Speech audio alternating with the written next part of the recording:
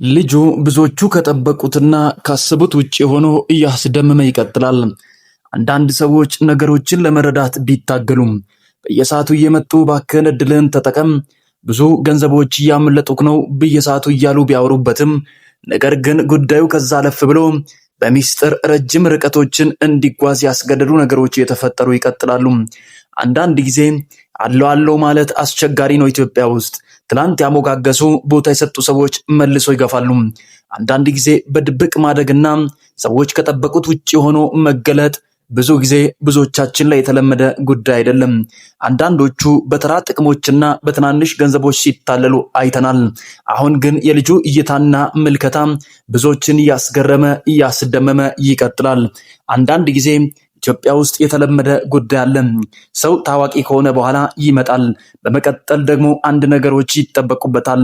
ጥቂት ፎሎወሮችን ከሰበሰበ በኋላ በነዛ ተከታዮች አማካይነት ማስታወቂያዎችን ይሰራልና የራሱን ህይወት በጥቂቱ ለመለወጥ የሚችልበትን ገንዘብ መሰብሰብ የዕለት ተዕለት ተግባራቸው እንደሆነ ይነገራል። ቃሉ ፑቲክ ከዛ አለፍ ብሎ ለየት ያሉ ሚስጥሮችን ይዞ እየተንቀሳቀሰ ያለ በብዙዎቹ ዘንድ ደግሞ እጅግ አስገራሚ ነገሮችን እያደረገ የሚቀጥል ጀግና ወጣት እንደሆነ እያስመሰከረ ነው። ዛሬ ዝምታው ተሰብሯል። ብዙዎቹ ተደናግጠዋል። አሁን ባለው የህይወት መንገድና መልክ የልጁ ውሳኔና እንቅስቃሴ ብዙዎችን እጃቸውን በአፋቸው ያስጫነ ጉዳይ ሆኖ ይቀጥላል። ውድ የቻናላችን ቤተሰቦች ለዚህ ቻናል አዲስ ከሆናችሁ ሰላም ሚዲያ 2ን ሰብስክራይብ በማድረግ የደወል ምልክቷን በመጫን ቤተሰብ እንድትሆኑ ስል በታላቅ አክብሮትና ትህትና ጠይቃችኋለሁ። ይህ ሰላም ሚዲያ ነው። ሐሳብ አስተያየታችሁ እጅጉን ስለሚገነባን በሐሳብ መስጫ ሳጥን ላይ እንድታሰፍሩ ስል በታላቅ አክብሮትና ትህትና ጠይቃችኋለሁ።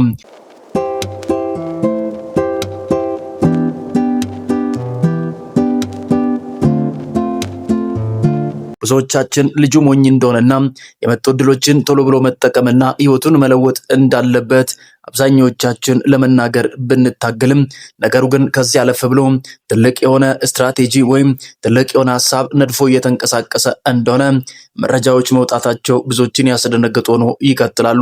ቃሉ ፑቲክ ነገሮችን ከመስራትም አለፍ ብሎ ብዙ ታዋቂ ሰዎች የሚፈልጉት እድል በሰዓታት መካከል ቢመጡም ነገር ግን ስራ ከመስራትና የነሱን መልስ ችላ ብሎ ወደፊት ከመቀጠል ወደኋላ እንዳላለ ይነገራል። ነገሮች እንደዚህ ይታያሉ። ቃሉ ፑቲክ ከመሬት ተነስቶ ብዙ ስራዎችን ለመስራት ሲታገል ያልነበሩ ሰዎች ዛሬ ከየት መጡ?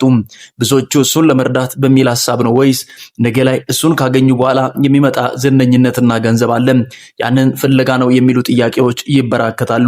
የኢትዮጵያ ሰው ሲተርት አንዳንድ ነገሮችን ሲናገር እንሰማለን። ለራስ ሲቆርሱ አያሳንሱ እንደሚል ተረቱ በእያንዳንዱ አጋጣሚ ቃሉ ፑቲክን አስመልክቶ የእሱ ደጋፊ የመሰሉ የሚመጡ ሰዎች አሉ።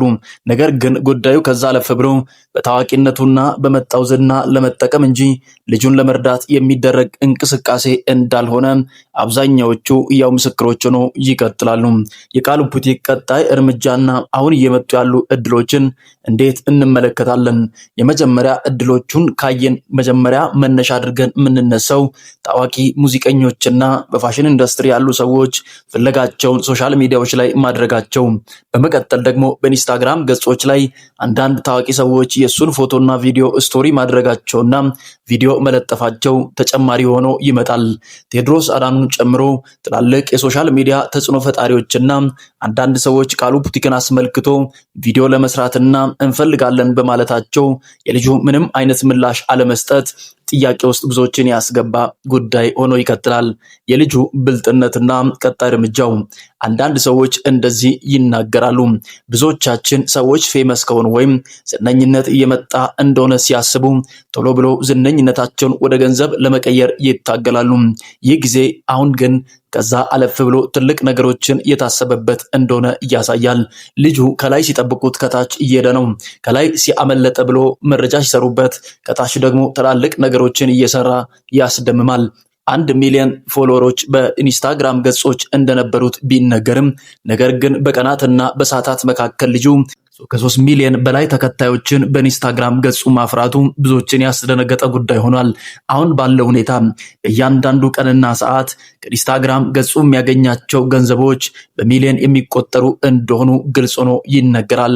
ምክንያቱም በ1000 ተመልካች ወይም በ1000 ተመልካችና እይታ ብቻ ኢንስታግራም ለታዋቂ ሰዎች የሚከፍለው ገንዘብ እጅግ ብዙ እንደሆነ ይነገራል።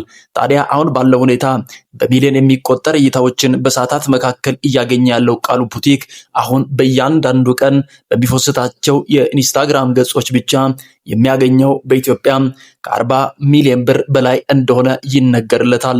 ይህንን ተከትሎ ልጁን ከላይ ይጠብቁታል።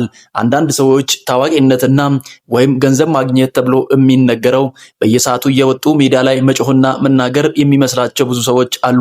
አብረን እንስራ የሚሉ ኢትዮጵያውያንን አልፎ ልጁ በሚሊዮን የሚቆጠር ገንዘቦችን በየሰዓቱ የመቁጠር ደረጃ ላይ እንደደረሰ ይነገራል። ይህንን ተከትሎ ኢትዮጵያውያን ልጁን የሚጠብቁት የከተማ ውስጥ ማስታወቂያ፣ የሆቴሎችና የልብስ ቤቶችን ማስታወቂያ እንዲሰራ ይጠብቁታል። ልጁ በአንድ ሌሊት በሚሊዮን የሚቆጠሩ ገንዘቦችን እየሰራ በውስጥ በኩል ተተኩሷል። አንዳንዶቹ እንደዚህ ሲሉ ይደመጣሉ። ባለፈው 2 ሚሊዮን እና ከዛ በላይ የሆነ ፎሎወር በኢንስታግራም ገጹ በማግኘቱ አንዳንድ ሰዎችን ሙድ ሲይዝባቸውና እነሱ ከታች ሲጠብቁት ልጁ ከላይ ሄዶ ብዙ ነገሮችን ሲያደርግ እንደነበር ያየነውም ጉዳይ ሆኖ ይቀጥላል።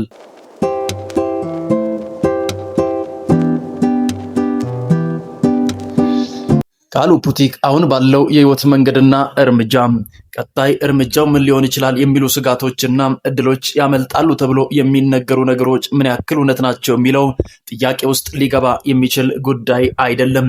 ልጁ አሁን ባለው ሁኔታ ከኢንስታግራም ገጹ ተከፋይ ሆኖ ብዙ ሚሊዮኖችን በየሰዓቱ እየሰራ ነው።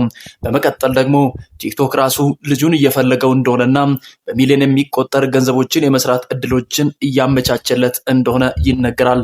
በመቀጠል ልጁ ያለበት አሁናዊ ደረጃ ብዙዎቹ ሊደርሱ የሚፈልጉበት ትልቅ ቦታ እንደሆነ ቢነገርም አሁን ባለው ሁኔታ ኢንስታግራም ራሱ ነገሮችን አመቻችቶለት ትላልቅ ማስታወቂያዎችን እንዲሰራ እየተለማመጠውና እየፈለገው እንደሆነ ይነገራል።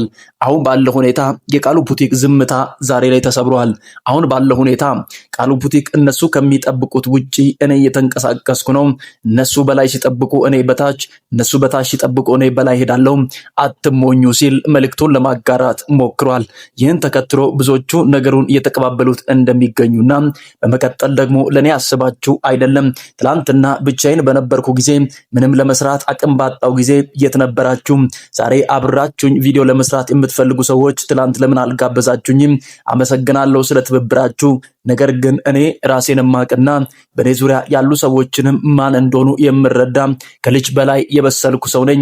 ስለዚህ በቅርብ ጊዜ ትላልቅ ነገሮችን ጠብቁ ሲል መናገሩ ብዙዎችን ያስደነገጠ ጉዳይ ሆኖ ይነገራል።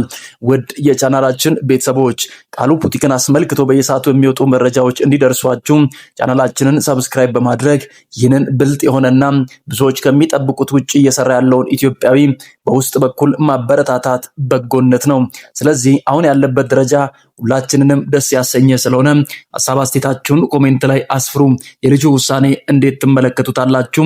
ሐሳብ አስተያየታችሁን በኮሜንት መስጫ ሳጥን ላይ እንድታሰፍሩ ስል በታላቅ አክብሮትና ትህትና ጠይቃችኋለሁ። ውድ የቻናላችን ቤተሰቦች ለዚህ ቻናል አዲስ ከሆናችሁ ሰላም ሚዲያ 2ን ሰብስክራይብ በማድረግ የደወል ምልክቷን በመጫን ቤተሰብ እንድትሆኑ ስል በታላቅ አክብሮትና ትህትና ጠይቃችኋለሁ። ይህ ሰላም ሚዲያ ነው። ሐሳብ አስተያየታችሁ እጅጉን ስለሚገነባን በሐሳብ መስጫ ሳጥን ላይ እንድታሰፍሩ ስል በታላቅ አክብሮትና ትህትና ጠይቃችኋለሁ። ለዛሬ ያስኩላችሁ ሰበር አዲስ ትኩስ መረጃ ይህንን ይመስላል።